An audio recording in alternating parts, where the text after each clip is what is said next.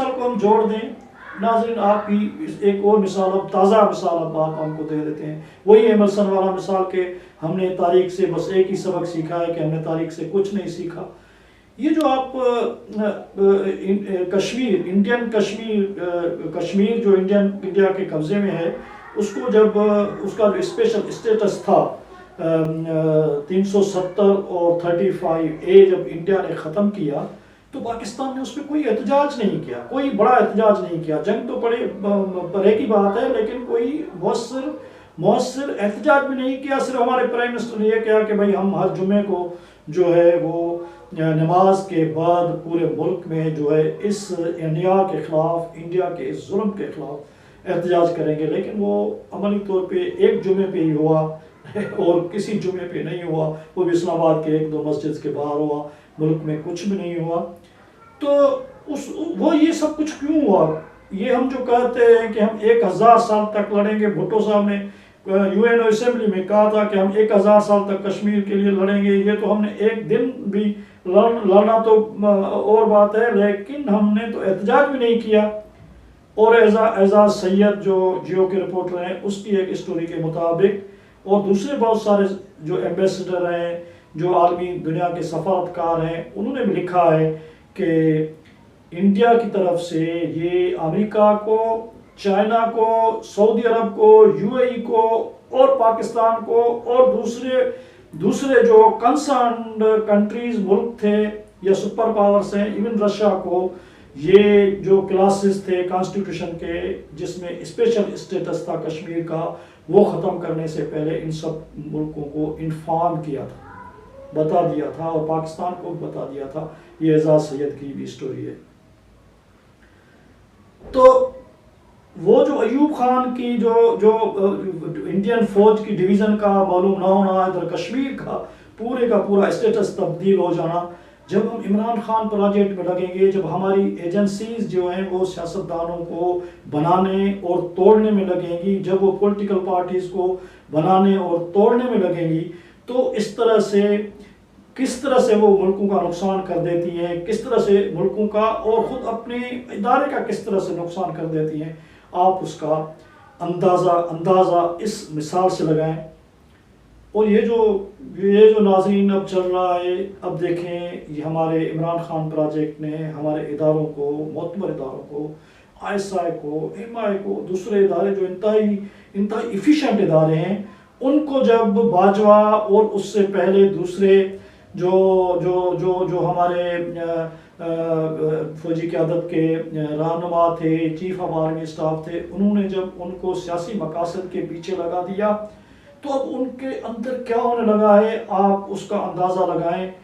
ابھی کل پرسوں کی اسٹوری ہے کہ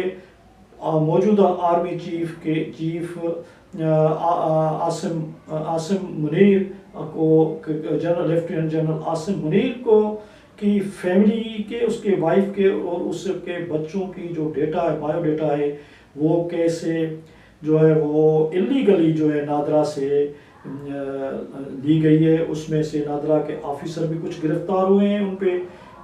بولا جا رہا ہے کہ انویسٹیگیشن چل رہی ہے۔ یہ ادارے اپنے ہی، مطلب یہ ہے کہ آپ سیاستدانوں کو تو آپ چھوڑیں، وہاں پہ تو آپ ان کو بیچاروں کو تو وہ تو بیچارے ویسے ہی ایسے ہیں کہ ان کو آپ نے ایسے کر دیا ہے کہ ان میں وہ سختی نہیں رہی، ان میں وہ اعتماد اور کانفیڈنس ہی نہیں رہا، ان میں وہ ایفیشنسی نہیں رہی۔ وہ پارلیمنٹ تو اب ایسے جیسے وڈیرے کی اوتاق بن گئی ہے، کھانے پینے کی جگہ بن گئی ہے، ان کی کوئی افادیت ہی نہیں چھوڑی آپ نے۔ لیکن آپ نے اپنے ہی چیف کے خلاف اور وہ بھی اسٹوری اب تو سامنے مکمل طور پہ آ گئی ہے کہ ہمارے اندر، ہمارے اداروں، ہمارے ایجنسیوں نے اپنے ہی کولیگ ساتھی جنرل عاصم منیر کے خلاف اس کو چیف آف آرمی اسٹاف سے روکنے کے لیے جس طرح سے سعودی ایمبیسی کے میں گئے اور وہاں پہ رات کو وہاں کے ایمبیسڈر کو اٹھا کے وہ سچے جھوٹے ڈاکومنٹ دیے گئے جس میں بتایا گیا کہ یہ جو جنرل عاصم منیر ہیں وہ جو ہیں وہ اہل تشیع ہیں، اور کیونکہ سعودی عرب والے پیسے دیتے ہیں، وہ شیعہ کے مخالف ہیں، تو آپ کسی طریقے سے یہاں پہ جو وزیر اعظم پاکستان ہیں ان کو بولیں کہ وہ عاصم منیر کو چیف آف آرمی اسٹاف نہ بنائیں، اور کہنے والے تو یہ کہہ رہے ہیں کہ یہ جو آخری وقت میں 2 ہفتے تک ایک رساکشی چل رہی تھی اور پرائم منسٹر کوئی فیصلہ نہیں کر پا رہے تھے تو اس کے پیچھے وہی پریشر تھا، لیکن جب پھر اس کو سارٹ آؤٹ کیا گیا اور اس جھوٹ کو جو ہے وہ اس جھوٹ کو سعودیز کو بتایا گیا، تو ناظرین یہ ایک دوسرے کے یہ ادارہ جب اپنا کام نہیں کرے گا اور سیاست میں، تو پھر ادارہ خود اپنا کس طرح سے نقصان کر دیتا ہے، کس طرح سے اب یہ آپ کو بھی معلوم ہے، اور باجوہ ریٹائر جو چیف آف آرمی اسٹاف ہیں قمر جاوید باجوہ، جنرل قمر جاوید باجوہ نے بھی ایک انٹرویو میں ان سے پوچھا گیا کہ کیا جو آخری وقت تھا اس وقت کوئی جنرل جو تھے وہ کوئی کو کرنے کی انہوں نے دھمکی دی تھی، تو یہ تک کہا گیا تھا کہ اس جنرل نے جس میں جو ہے وہ فیض حمید اور اطہر عباس جو ہیں وہ ان کے لیے کہا جا رہا ہے کہ انہوں نے کو کرنے کی بھی دھمکی دی تھی، لیکن پھر باجوہ نے آخری وقت میں ان سب پہ جو ہے وہ کنٹرول کر لیا۔ تو اس طرح سے ذوالفقار علی بھٹو کا جو سارا FIM اسیسینیٹڈ کا جو بک ہے ناظرین، وہ ان سارے ایگزامپل سے بھرا پڑا ہے، اور وہاں پہ جو کچھ کہا گیا ہے اس کو پڑھنے کی ضرورت ہے، اس کو سمجھنے کی ضرورت ہے۔ ناظرین، جیسا کہ میں بتا رہا تھا کہ کس طرح یہ ہمارے جو ملٹری ڈکٹیٹر ہوتے ہیں وہ کس طرح ملکوں کے مستقبل سے کھیلتے ہیں اور کس طرح سے کام کرتے ہیں، ذوالفقار علی بھٹو کا یہ جو بک ہے FIM اسیسینیٹڈ، اس کو پڑھنا چاہیے۔ حالانکہ اس ملک میں اس پہ بندش لگائی گئی تھی شروع میں، اب مجھے پتہ نہیں ہے کہ وہ بندش ہٹائی گئی ہے یا نہیں ہٹائی گئی، لیکن اس بک کے جو پریمبل ہے اس میں ایک چھاپے میں پران چوپڑا جو انڈیا کے مشہور بڑے صحافی ہیں، اس نے اس کے ابتدائیہ میں لکھا ہے کہ اگر پاکستان کے ملٹری رولرز جو ہیں وہ عقل مند ہوں تو وہ اس بک کو اس ہسٹورک ڈاکیومنٹ پہ بندش لگانے کے بجائے اس کو ہر ملٹری اسکول میں اپنے نصاب میں لازمی کورس کے طور پر پیش کریں، کیونکہ یہ ایک بہترین سول اور ملٹری تضادات کے حل کا ایک بہترین نمونہ ہے اور بہترین سالوشن ہے۔ اب آپ مثال دیکھیں، ذوالفقار علی بھٹو نے اس کتاب میں ایک جگہ پہ لکھا ہے کہ 1964 میں کہ ایک شام کو اس وقت کے جو ایسٹ پاکستان تھا، اس وقت کے بہت بڑے سیاستدان جو ہیں وہ میرے پاس ڈنر پہ آئے، ہم نے بہت بڑی کچہری کی اور سیر حاصل کچہری کی، ملاقات کی، اور کھانے کے بعد جب وہ جانے لگے تو اس نے مجھے کہا کہ ایک واقعہ سنایا کہ ایوب خان نے کیسے جب وہ آرمی چیف تھے، کمانڈر ان چیف تھے فوج کے، اس نے اس وقت کے وزیر اعظم کو جو اس وقت کی کمبائن اپوزیشن تھی وہ اس کو ایک جہاز میں حادثے میں مارنے کے لیے جو احکام دیا تھا یا جو کہا تھا، اور وہ واشنگٹن سے وہ ٹیلی گرام اس نے کیا تھا، تو اس کا ذکر جو ہے وہ اس سیاستدان نے، بنگالی سیاستدان نے مجھ سے کیا کہ یہ حالات ہیں، اور یہاں پہ ہمارے فوجی جو ہیں، جو آرمی چیف ہیں، جو ایوب خان ہیں، وہ ساری کی ساری کمبائن اپوزیشن کی لیڈرشپ کو ایک ہوائی حادثے میں مارنے کے احکامات تک جاری کر چکے تھے۔ تو بھٹو صاحب نے لکھا ہے کہ پہلے تو میں اس کو ہوائی طوائی اس کی ایک الزام تراشی سمجھ رہا تھا، لیکن پھر اس بنگالی سیاستدان نے وہ سائفر ٹیلی گرام کی کاپی نکالی جو ایوب خان نے جو واشنگٹن سے اس وقت کے وزیر اعظم کو کی تھی، تو وہ بولتے ہیں کہ میں وہ دیکھ کے حیران رہ گیا، اور میں اسی وقت دوسرے دن جب میں ایوب خان سے اس کے صدر پریزیڈنٹ ہاؤس میں ملنے گیا تو یہ سارا قصہ میں نے اس سے کیا، تو ایوب خان نے کہا کہ ہاں میں نے وہاں سے ایک ٹیلی گرام کیا تو تھا، لیکن مجھے یاد نہیں کہ وہ میں نے اس ٹیلی گرام میں نے کیا لکھا تھا، لیکن یہ بہت اہم ہے تو تھینکس کہ آپ نے مجھے بتایا. پھر اس نے اپنے سیکریٹری کو کہا کہ نوازش جو ڈی جی آئی بی ہیں اور ڈی جی آئی ایس آئی ہیں ان دونوں کو بلاؤ. تو آدھے گھنٹے کے بعد جو دونوں جب وہاں پہ پہنچ گئے تو بھٹو صاحب نے لکھا ہے کہ ایوب خان نے ان کو آرڈرس دیے کہ سارا قصہ ان کو بتایا. پھر آرڈرس دیے کہ وہ کسی بھی قیمت پہ ایٹ اینی کاسٹ جو ہے وہ سائبر ٹیلی گرام جو ہے وہ چاہتے ہیں. اس طرح سے بھٹو صاحب نے لکھا ہے کہ 20 دن کے بعد مجھے ذوالفقار علی بھٹو کے ملٹری سیکریٹری کا فون آیا, مجھے بلایا گیا. میں جب وہاں گیا تو ایوب خان بہت خوشی میں تھے اور وہ خوشی سے جو ہے وہ اپنے کپڑوں میں نہیں رہ رہے تھے. تو اس نے وہ سائبر ٹیلی گرام جو ہے وہ لہراتے ہوئے مجھے دکھایا اور وہ مجھے دیا. میں پڑھ کے حیران رہ گیا اور میں نے پڑھنے کے بعد فوری طور پہ ایوب خان سے کہا کہ آپ اس کو جلا دیں, اس کو ایک لمحے کے لیے بھی جو ہے وہ مت رکھیں اور اس کو آپ جلا دیں. تو ناظرین اس طرح سے جو ہے وہ واقعات ہوتے ہیں اور اس طرح سے یہ کرتے ہیں, سیاست میں مداخلت کرتے ہیں, وہ اپنے مرضی سے سیاستدانوں کو تختہ بشت بناتے ہیں, ایک پارٹیوں کو ڈسمنٹل کرتے ہیں, دوسرے جو ہیں وہ سیڈو پارٹیز کو بناتے ہیں. اور تو یہ کہانی اب کتنی ہے. اب آپ دیکھیں کہ اب آپ پھر آج کی تاریخ پہ آ جائیں.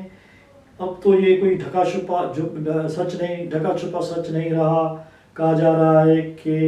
یہ جو عدلیہ کی تحریک چلی تھی افتخار محمد چودھری کے ہٹائے جانے کے بعد, جو پرویز مشرف کے خلاف تحریک چلی تھی, اس تحریک کے پیچھے جنرل کیانی کا ہاتھ تھا. اب تو وہ تو بہت سارے لوگوں نے یہ اسٹوری کی ہے, لیکن ایک چیف جسٹس آف پاکستان ارشاد الحسن نے ایک انٹرویو میں جو ہے ایک پبلک انٹرویو میں ایک ٹی وی انٹرویو میں کہا کہ اس تحریک کے پیچھے جو ہے وہ جنرل کیانی تھے. اور اب یہ دیکھیں, اور یہ جو میں نے آپ کو جنرل عاصم منیر کی اہل تشیع والا قصہ جو بتایا,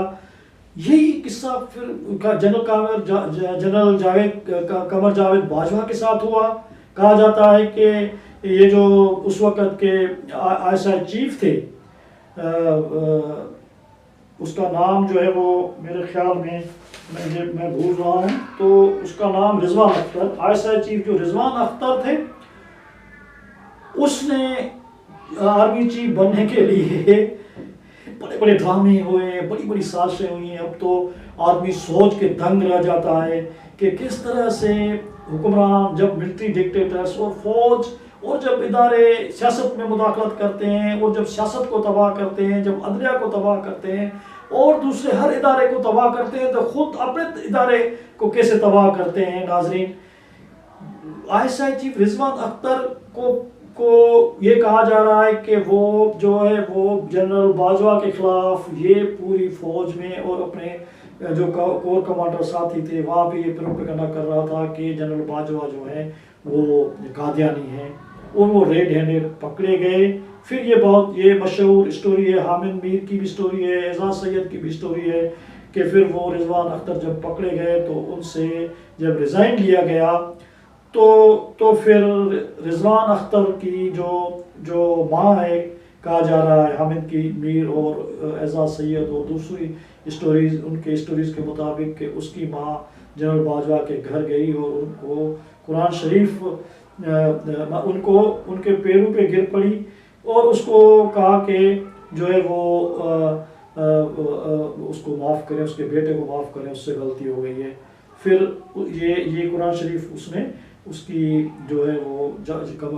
قمر جاوید باجوہ کی بیوی کو بھی دے دیا. پھر کہا جا رہا ہے کہ جنرل باجوہ نے کہا کہ ٹھیک ہے, پھر اس کو کہو کہ وہ ملک سے باہر چلا جائے, اور پھر اس کی کوئی بھی پریزنس مجھے نظر نہیں آئے. تو ناظرین, یہ سب کچھ ابھی کیا چل رہا ہے اب کچھ پتہ نہیں ہے. یہ جو ہماری عدلیہ ہے, عدلیہ کی جو تاریخ ہے, عدلیہ کے اندر جو کچھ چل رہا ہے, ذوالفقار علی بھٹو نے FIM اساسینیٹڈ میں جو عدلیہ میں سپریم کورٹ میں اور لاہور ہائی کورٹ میں جو بیان دیا ہے, جو اسٹیٹمنٹ دی ہے, नाजरीन, हमें आप सबको मैं रिकमेंड करता हूँ कि वो स्टेटमेंट आप पढ़ें। वो किताबी शक्ल में भी मौजूद है, वो बयान उसका दोनों कोर्टों के अंदर मौजूद है, और उसकी प्रिडिक्शंस जो है, जो पाकिस्तान के बारे में जो उसकी प्रिडिक्शंस हैं, और दूसरे जो जो जो जो इदारों के बारे में है, जो जो इस्टेब्लिशमेंट के बारे में, जो अदलिया के बारे में जो उनकी प्रिडिक्शंस हैं, वो आप पढ़ेंगे तो दंग रह जाएंगे कि जुल्फ़िकार अली भुट्टो कितना बड़ा आदमी था। और उसकी प्रिडिक्शन 100% नहीं 200% सच जो है वो होके हमारे सामने आ रही हैं।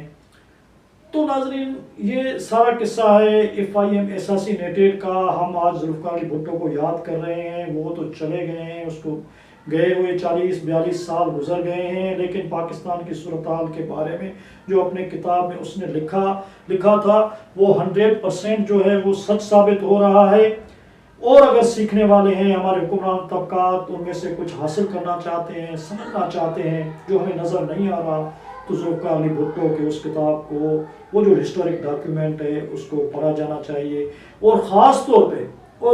तौर पे जो उन्होंने मुल्कों की तारीख लिखी है और जिस तरह से मुल्क तबाह हुए हैं, और उसने ख़ास तौर पे परुशा जो एक मुल्क था जो जर्मनी से अलग हुआ था, और उसने फिर 3 बड़ी जंगें की, एक जर्मनी से की, एक डेनमार्क से की, एक फ्रांस से की,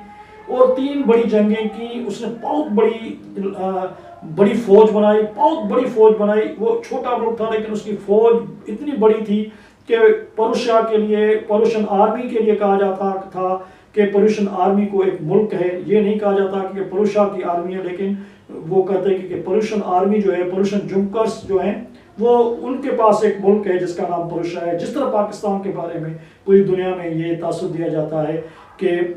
ये मुल्क जो है वो फौज का है, फौज जो है वो मुल्क की नहीं है। तो उसने बहुत ही बारीक बीनी से परुशा के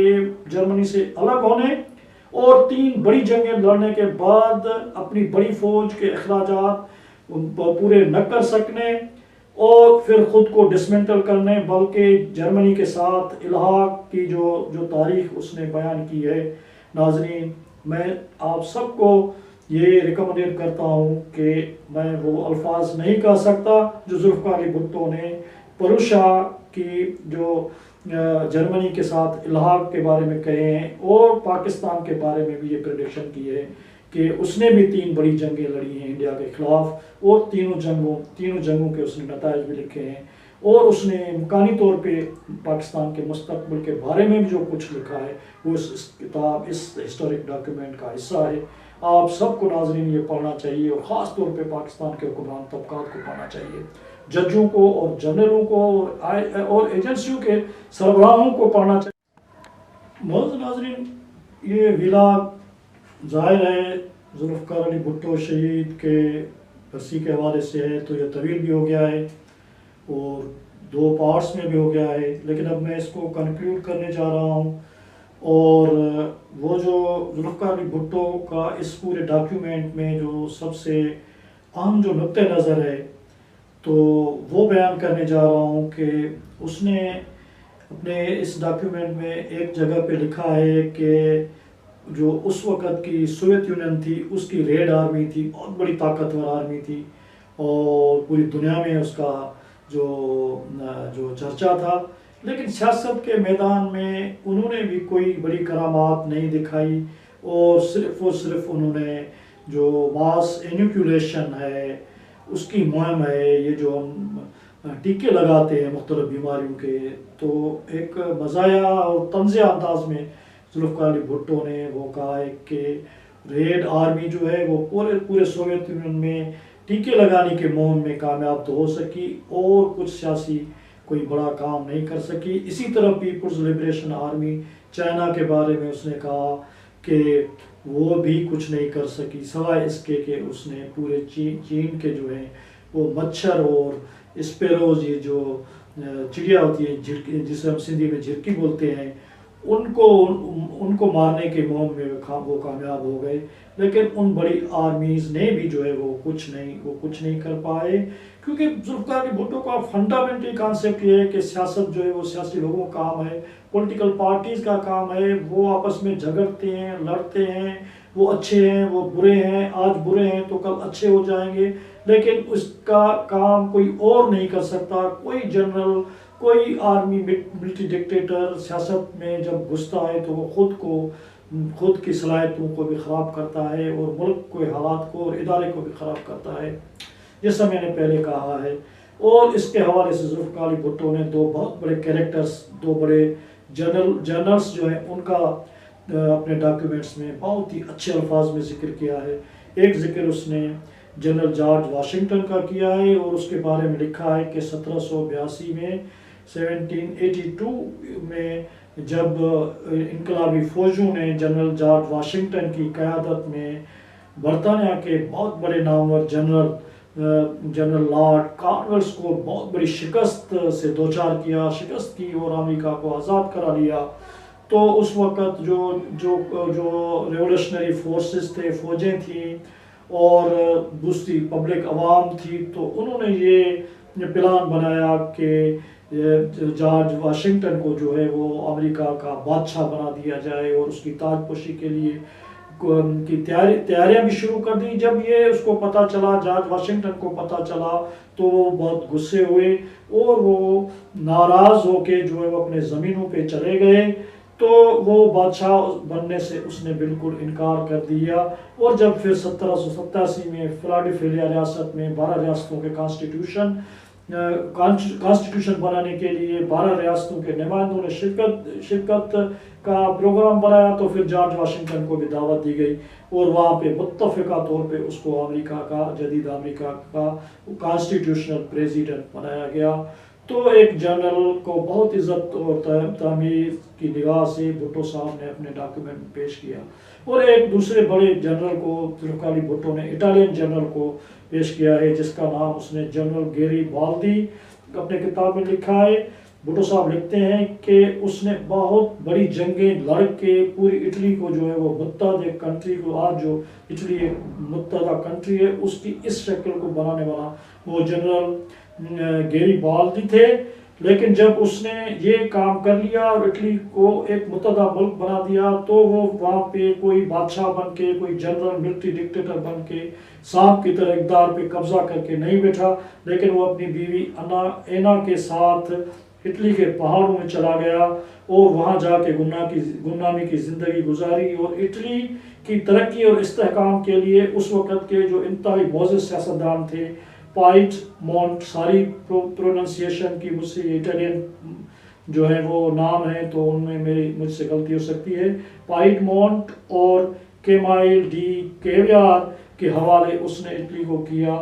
تو وہ اقتدار پہ قابض نہیں ہو بیٹھ سکے۔ تو ذوالفقار علی بھٹو کا بنیادی کانسیپٹ یہ ہے کہ سیاستدانوں کو سیاست کرنی چاہیے، پولیٹیکل پارٹیز کو ملکوں کو چلانا ہے، ملٹری ڈکٹیٹرز کے لیے، فوجوں کے لیے ان کا اپنا کام ہے، اپنا پروفیشن ہے، ان کو وہ کرنا چاہیے۔ تو اسی وجہ سے ذوالفقار علی بھٹو کو میں کافی مرتبہ اس میں کہہ چکا ہوں کہ یہ جو ڈاکیومنٹ ہے if I am assassinated، اگر مجھے قتل کیا گیا تو اس کو سب کو پڑھنا چاہیے، لیکن خاص طور پہ جو ہمارے حکمران طبقات ہیں، ملٹری اسٹیبلشمنٹ، سیکورٹی اسٹیبلشمنٹ کے کرتا دھرتا ہیں، ہمارے ججز ہیں، کیونکہ بھٹو صاحب نے اس کتاب میں پوری عدلیہ کے لیے بھی ایک فل چیپٹر لکھا ہے۔ میں نے زیادہ تر اس کا ذکر نہیں کیا، میں صرف جو ہماری سیکورٹی اسٹیبلشمنٹ ہے اس کے حوالے سے جو اس کا پورا کیس ہے ذوالفقار علی بھٹو کا if I am assassinated کہ اس ڈاکیومنٹ میں نے وہ پیش کیا ہے۔ یہ ایک ہسٹورک ڈاکیومنٹ ہے، پوری ہسٹری ہے، پوری تاریخ ذوالفقار علی بھٹو نے جو ہے وہ بیان کی ہے ہمارے سیکھنے کے لیے۔ لیکن پھر وہی میں ایمرسن کی بات کہوں گا کہ انسان ذات نے تاریخ سے صرف ایک سبق سیکھا ہے کہ انسان ذات نے تاریخ سے کچھ بھی نہیں سیکھا۔ اسی کے ساتھ ناظرین میں آپ سے اجازت چاہوں گا، ہمیشہ کی طرح آپ سے یہی ریکویسٹ ہوگی کہ آپ ہمارے چینل کو سبسکرائب کریں، شیئر کریں، کمنٹس کریں اور لائک کریں، کہ جیسے کہ ہم اپنے آواز کو طاقتور بنا سکیں۔ تھینک یو ویری مچ، اللہ حافظ۔